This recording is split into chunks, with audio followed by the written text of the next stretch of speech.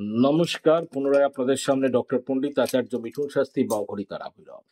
আজকে আমি যে বিষয় নিয়ে আলোচনা করব সেটাই হলো নেগেটিভ অরা।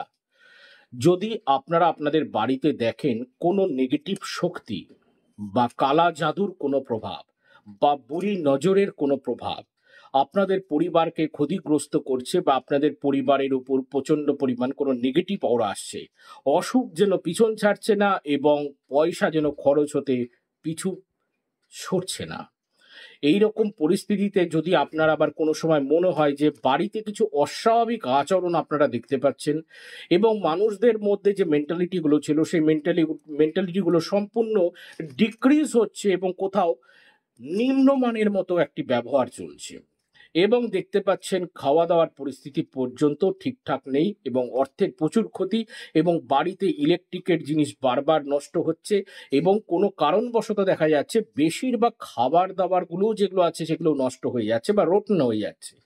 এরকম পরিস্থিতিতে বা আপনারা ফিল করছেন যে কোনো না কোনো ভাবে কেউ না কেউ আপনার উপরে কালা জাদু করছে বা কোনো নেগেটিভ অরা দিচ্ছে বা কোনো বুড়ি নজর দিচ্ছে, এরকম যদি পরিস্থিতি থাকে বা ফিল করেন তবে আপনারা একটি অঘোর প্রয়োগ করতে পারেন, অঘোর তন্ত্র ক্রিয়া প্রয়োগ।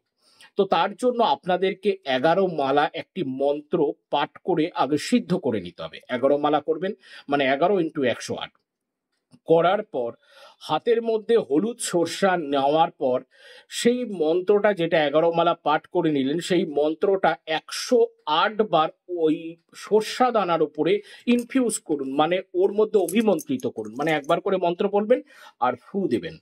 এরকম করে 108 বার মন্ত্রটি বলার পর ওই হলুদ সরষাতে ফু দেওয়ার পর গোটা বাস্তুতে আপনারা ছিটিয়ে দিন। অচিরেই দেখতে পাবেন যে বাস্তুতে যে নেগেটিভ প্রভাবটা আপনারা ফিল করছিলেন সেটা অনেক অংশে কমে গেছে এবং নাই বললেই চলে, এরকম একটা পরিস্থিতি তৈরি হবে। তবে মাথায় রাখবেন একটা জিনিস, যখন 11 মালা এই মন্ত্রটা সিদ্ধ করবেন, মন্ত্রটা সিদ্ধ না করে কিন্তু আপনারা ডাইরেক্ট 108 বার হলুদ সরষার উপরে বলে করতে যাবেন না, না নচেত কিন্তু হিতে বিপরীত হবে। এটি কিন্তু তন্ত্রক্রিয়া। তন্ত্র মানে আপনারা জানেন, তন মানে বডি আর ত্র মানে সেভ। তাহলে how to save your body from the materialistic and any kind of bad influence. তা তন্ত্র হচ্ছে বডিকে সেভ করা, ঠিক আছে, আর মন্ত্র হচ্ছে মনকে ত্রাণ করা। তো এই যে জায়গাটা আমি বলবো, সেটা যদি সিদ্ধ না করে মন্ত্রটা প্রয়োগ করেন তবে কিন্তু বড় ধরনের ক্ষতি হয়ে যেতে পারে। যদি এরকম কোনো ক্ষতি হয়ে যায় তাহলে কিন্তু আমি বা আমার চ্যানেল কোনো কর্তৃপক্ষ কেউ দায়ী থাকবে না। ওই জন্য যেই প্রয়োগটা আমি বলছি, কারণ অ্যাকচুয়ালি যেহেতু তন্ত্রগুরুরা বা আমরা যারা রয়েছি তন্ত্রগুরু যা বা অঘরীদের যেসব ক্রিয়া রয়েছে সেই সব ক্রিয়ার বিভিন্ন রকম প্যারামিটার রয়েছে এবং তাদের এক একটি করে প্রয়োগের একটা ব্যালেন্স রয়েছে এবং তার একটা পোর্টফোলিও আছে, তার একটা পার্টিকুলার একটা ডোমেন আছে, সেই ডোমেনের মাধ্যম দিয়ে যেতে হয় প্রত্যেকটা জিনিস। ভাতকে যদি আমরা, চালকে যদি ভাত মানে সেদ্ধ করি তবেই আমরা ভাতে ওটা রূপান্তরিত করে খেতে পারবো। কিন্তু কেউ যদি বলে দোকান থেকে চাল নিয়ে আসো বা আজকে এটা খাবো, তাহলে চাল নিয়ে আসার পর কাঁচা কাঁচা চাল নিশ্চয়ই খাওয়া যাবে না। তার একটা ডোমেন বা প্রসিডিওর বা একটা পোর্টফোলিও আছে যে এটার মধ্যে দিয়ে সেটাকে রান করাতে হবে। সেরকম মন্ত্র বা তন্ত্রর বিভিন্ন রকম কিছু ভাবে কিন্তু একটা পোর্টফোলিও আছে। সেই পোর্টফোলিওর মধ্যে দিয়ে যখন ওটা যাওয়া হবে তখনই ওটা ক্রিয়া করবে, না ছাড়া সিদ্ধ ভাত আর কাঁচা চাল গোটা গল্পটা কিন্তু এরকম হয়ে যাবে। ওই জন্য আপনারা কিন্তু আগে ওটাকে রূপান্তরিত করে নেবেন, তবেই ওটা আপনি প্রয়োগ আনতে পারবেন। চাল যেরকম নিয়ে এসে ডাইরেক্ট মুখে দিয়ে খাওয়া যাবে না, সেদ্ধ করতে হবে, সেরকম মন্ত্র পাওয়ার পর ডাইরেক্ট মন্ত্র প্রয়োগ করা যায় না, তার একটা সিদ্ধ করার একটা প্রসিডিওর আছে। ভাত যেমন সিদ্ধ করতে হয় সেরকম একটা সিদ্ধও করতে হয়। তো এই প্রসিডিওর ফলো করেই কিন্তু করবেন। এইবার আমি আসছি ডাইরেক্ট মন্ত্রে। মন্ত্রটি হলো খুব উগ্র মন্ত্র।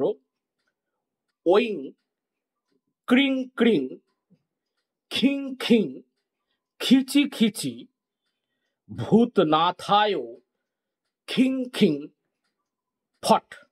আবার বলছি, ওইং ক্রিং ক্রিং খিং খিং খিচি খিচি ভূতনাথায় খিং খিং ফট। আবার বলছি, ওইং ক্রিং ক্রিং খিং খিং খিচি খিচি ভূতনাথায় খিং খিং ফট।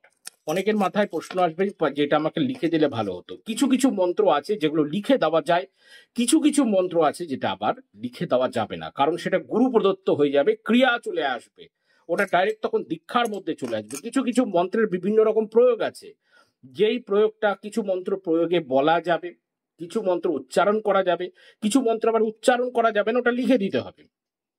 শুধু বলতে হবে যে অলরেডি আপনারা ডেসক্রিপশন বক্সে দেখে নিন মন্ত্রটা আছে, আবার কোনো সময় বলতে হবে যে আমার যে ভিডিওর মধ্যে যে মন্ত্রটা আছে সেটা আপনারা উচ্চারণ করবে, ওটা আমি মুখ দিয়েই বলতে পারবো না, কারণ ওটা বলতে গেলে ওটা তখন দীক্ষায় কনভার্ট হয়ে যাবে, বা ওটার ঊর্জা শক্তি আলাদা রকম আসবে। এটা যেহেতু আমি বলতে পারবো কিন্তু লিখতে পারবো না, লিখে দিতে পারবো না, ওই জন্য এটাকে আপনাদেরকে কিন্তু শুনেই করতে হবে।